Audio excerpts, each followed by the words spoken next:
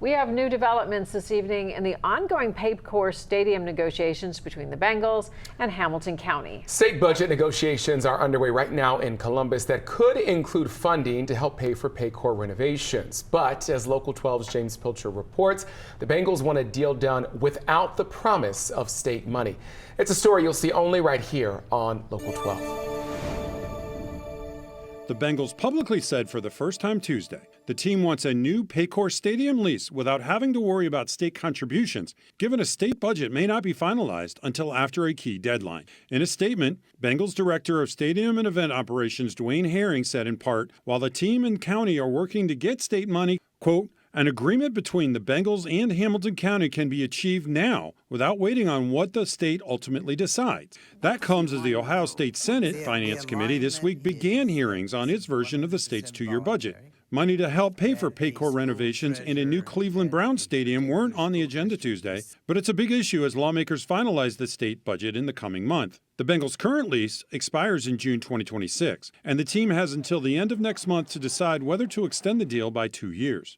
Earlier this month, Hamilton County Commissioners fired their lead lawyer, Tom Gableman, at the request of prosecutor Connie Pillich. Gableman told me last week that two sides were closer to a deal than most thought.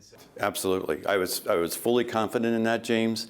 The Bengals' Herring confirmed that Tuesday, saying the two sides were very close on a 10-year lease with 10 years of extensions. And the team committed $120 million towards the $830 million Paycor renovation price tag. Yet County Commissioner Denise Driehaus wants the Bengals to pay a third of the overall costs, and the county hopes Ohio can kick in more than $300 million. A county spokeswoman declined comment Tuesday. Earlier this year, Governor Mike DeWine proposed doubling the state's sports wagering tax to 40% to create a fund for all of Ohio's professional stadiums. But instead, the House included a $600 million bond issue for a new Cleveland Browns stadium, backed partially with general funds, but nothing for the Bengals. DeWine's spokesman says the governor has, quote, distinct concerns about using general fund money for any stadium, but it's too soon to discuss vetoes.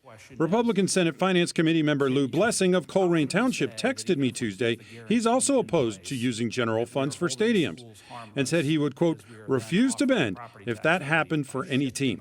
James Pilcher, Local 12 News.